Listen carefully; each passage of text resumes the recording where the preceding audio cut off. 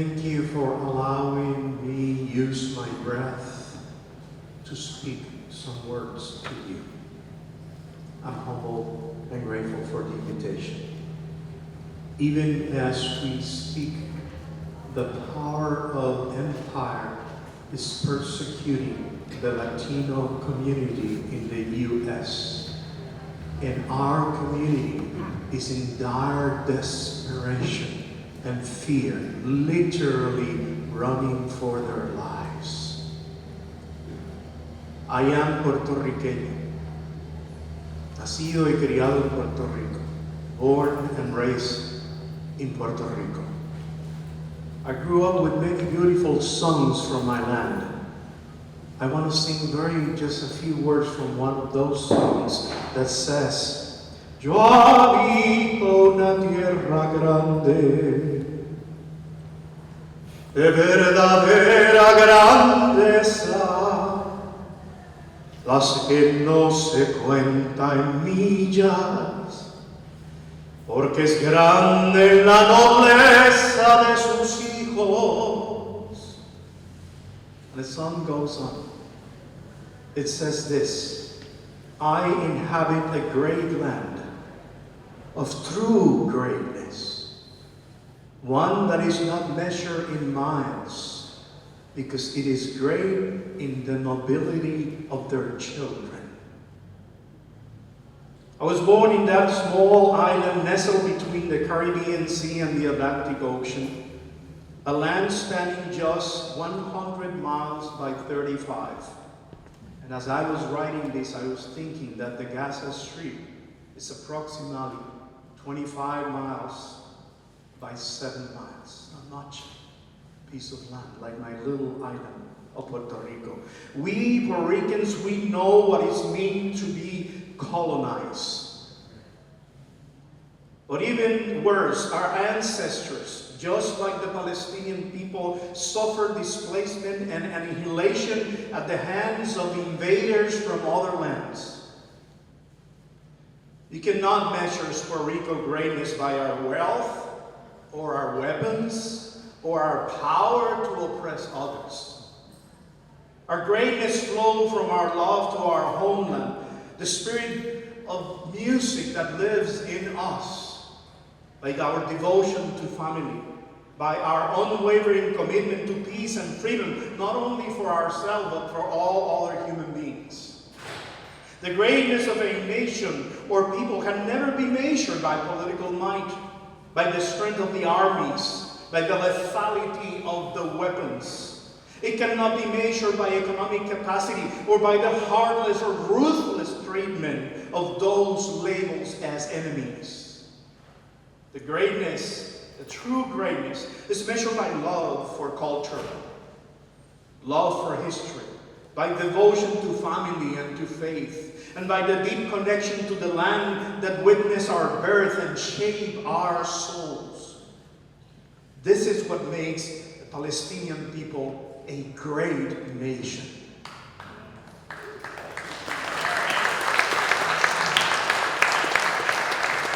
We gather here today because we recognize that the Palestinian people, our brothers and sisters, have been denied the dignity owed to every noble people. They're not demanding the preferential treatment. They're simply asking to be allowed to live their full humanity. That's all. They ask that their children be free to be children, just like any other child in Israel, in the United States, or even in Puerto Rico. They are calling upon the mighty to renounce the imperial ambitions and choose the path of justice.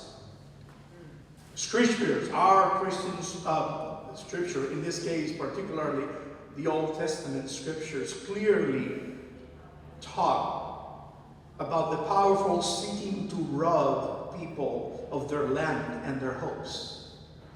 The prophet understood that such actions revealed the moral condition of those in power. The prophet Micah said, "Doom to those who devise wickedness, to those who plan evil when they are in bed. By the light of morning they do it, for they are very powerful. They covet fields and seize them, houses and take them away. They oppress the householder and those in the house, a man and his state. Isaiah echoed those words when Isaiah says, "Doom to those who acquire house after house, who annex field to field until there's no more space left, and only you live alone in the land."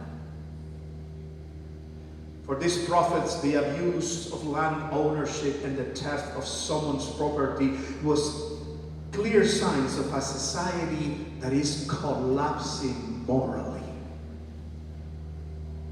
When we witness the systemic dispossession of a people from their ancestral lands, we are called to speak with the same prophetic voice.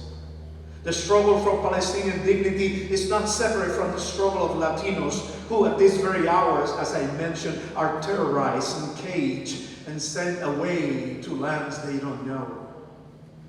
Today, as a Puerto Rican, I stand in solidarity, not as an outsider looking in, but as a fellow human being who recognizes that our liberation is bound together.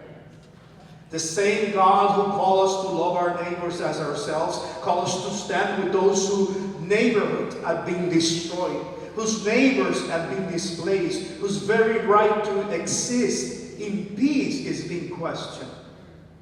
This is not a call for hatred toward any people, but a call for justice that brings healing to all. True security comes not from walls and weapons, but from justice that flows like waters and righteousness like a mighty stream.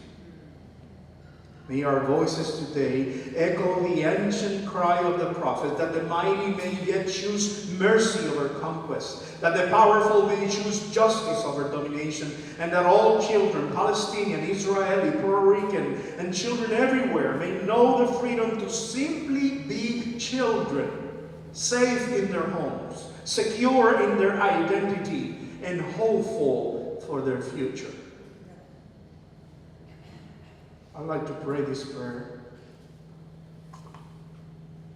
Espíritu Creador, Spirit Creator, the world witnessed the destruction of homes, schools, hospitals in Gaza. Do you? Espíritu Creador, the world sees the tears of mothers and fathers, of daughters and sons, of brothers and sisters. The Spirit Creator, do you? The world behold the wounded, the maimed, the dead. Espíritu Creador, do you? The world feels the anger, the helplessness, the sorrow harbor in the hearts of your Palestinian daughters and sons.